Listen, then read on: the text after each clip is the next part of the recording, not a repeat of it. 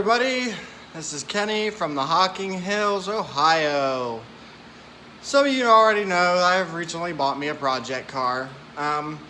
Wasn't sure which way I wanted to go. Been looking for a project for a while. Wasn't sure if I wanted to get a bike to start working on or get another vehicle to start working on. Wintertime's coming. I like to have something to tinker with in the garage, keep out of the weather, but also keep moving so I don't sit around the whole time. I wasn't really sure what I wanted. I usually get the same thing over and over again. Pretty repetitive. It's easy to fix. You know exactly what to do. You know where to get the parts. You know the people to ask the questions to. I wanted something different, something I can really test where my skills are, where my knowledge is. Something I haven't dealt with a lot before.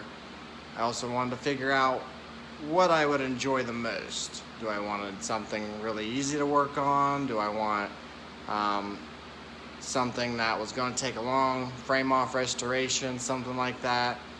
I wanted something that I could touch every part of the car, do something to every part of the car.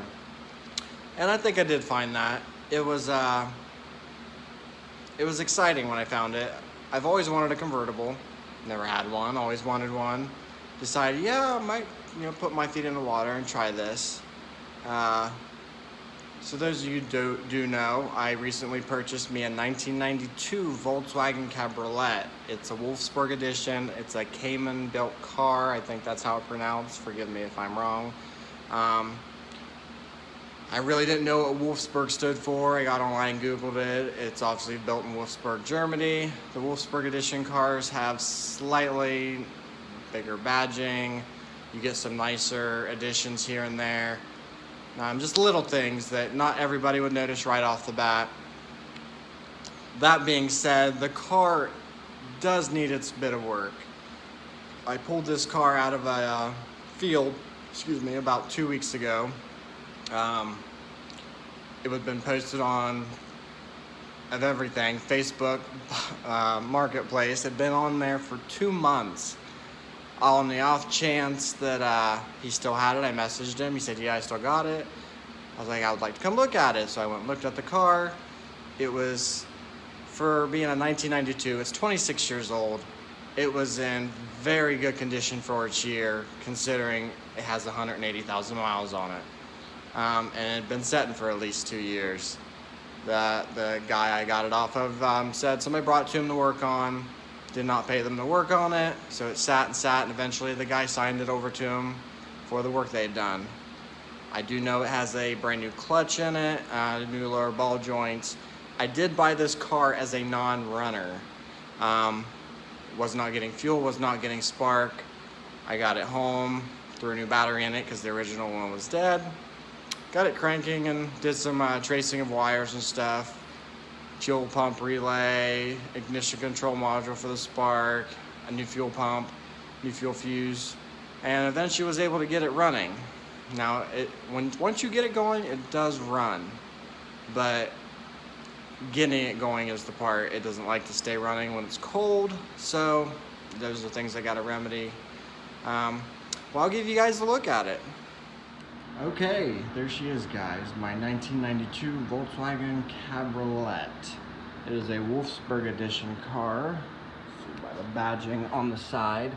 It is a Carman built car. Sorry, I said Cayman earlier. I'm not sure where I got that from. The car does have its little, dings. You can see right there. Here and there, just multiples all over the hood, all along the side of the car. It's got them. This trim piece is missing. I do have that in the trunk. I do have all the original trim. Factory side skirts and body panels are there. All panels are matching on the car, matching numbers.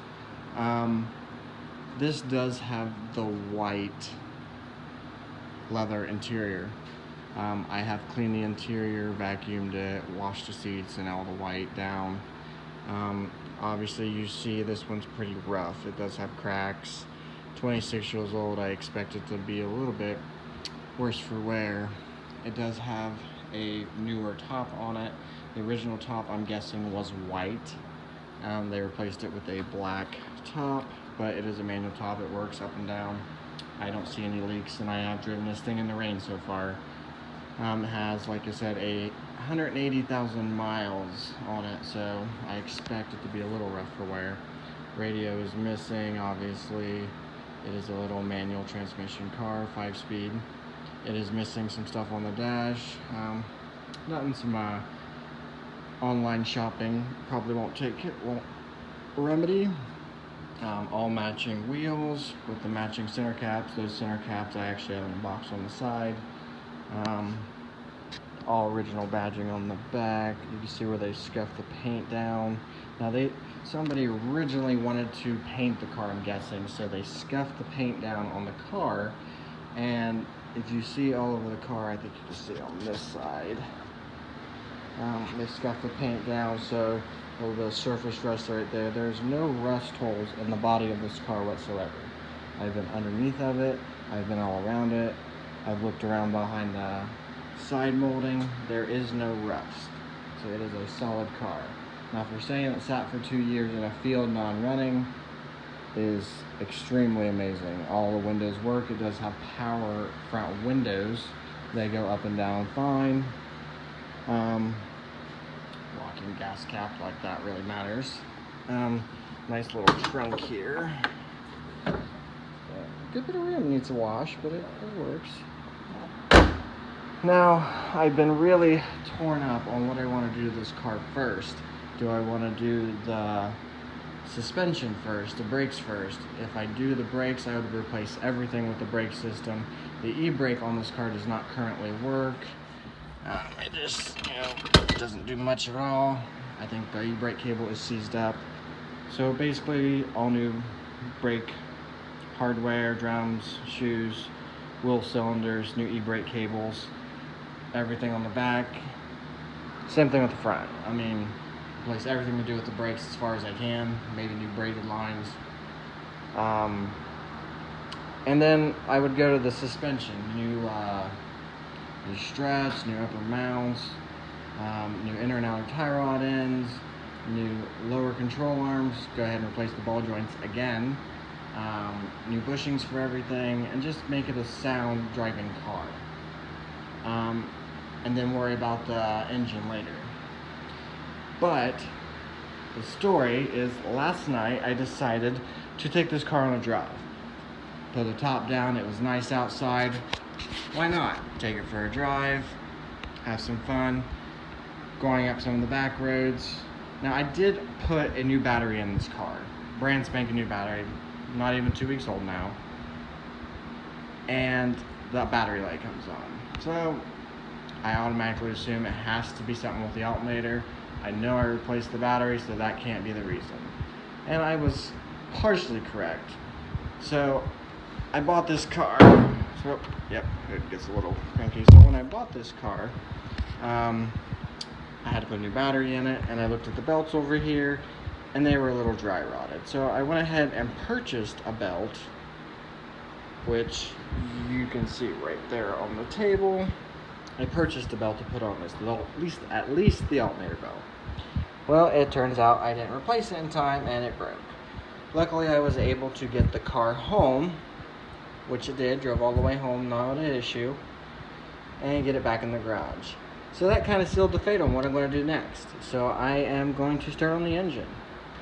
I am going to pull off the alternator, the air conditioner compressor, the power steering pump. Now, there is 3 different V-belts on this car, and you have to take each one off in sequence to be able to put the new alternator belt on. Power steering belt, the air compressor, air conditioner, water pump, and crank belt, and then the alternator belt. So I will pull the alternator off, pull the power steering belt, pull the AC off, go ahead and pull the AC out.